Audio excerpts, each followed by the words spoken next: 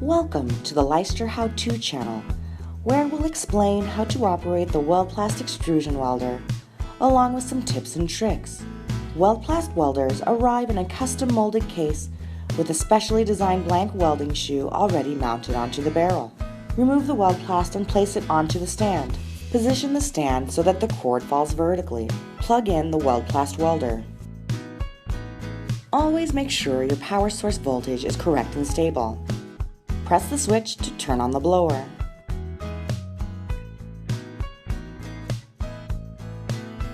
To set the correct welding parameters, press the menu button, select Program, and then select the corresponding material. Confirm the selection with the Select button. Push the back button to return to the main menu. The WeldPlast will now heat up to the correct temperature. Meanwhile, position the handle and tighten. After a brief warm-up period, remove the blank welding shoe when the welder has reached operating temperature.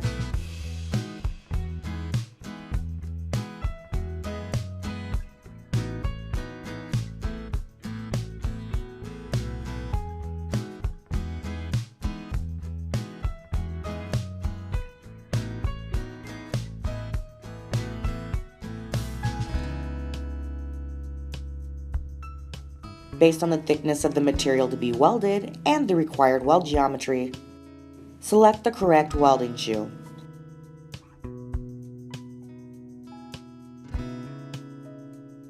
The code, located on the bottom of the shoe, indicates the geometry of the weld and the base material thickness. A shoe profile also can be worked or customized from the supplied blank into the desired shape. WeldPlast S2 and S2 TPO welding shoes can be freely rotated 360 degrees and set in the desired position. Fix the shoe position by turning the set screws on both sides of the shoe until tight. Insert the welding rod on one side or the other, but only one side at a time. Engage the drive motor using the trigger and the locking switch.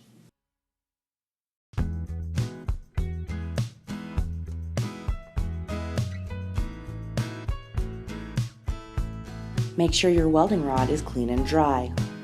In dusty environments, a cleaning cloth can be lightly clipped onto the rod and used to ensure only clean rod is being fed into the mechanism.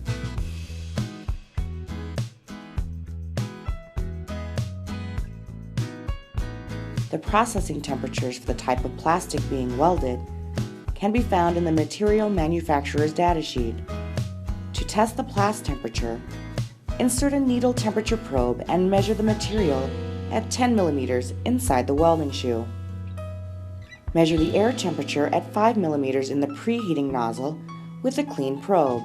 It is recommended that the air temperature be verified by performing this procedure at regular intervals.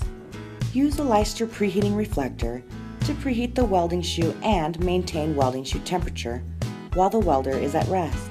For an ideal welding seam result, remove the invisible oxide layer from your material using a scraper. If necessary, parts can be tacked for welding.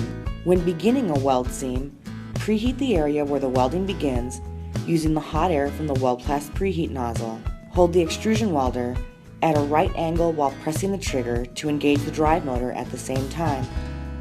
At transitions and corners, the hot plast can be worked to provide a smooth, professional finish. The weld bead dimensions can easily be checked with the welding gauge. Before changing the welding shoe or cooling down the tool, trim the welding rod, leaving about a 6-inch length in the feed mechanism. With another 6-inch length of welding rod, take a pair of pliers and carefully push the rod approximately 1 centimeter into the hole of the welding shoe and hold it there in the molten plastic for about 10 seconds.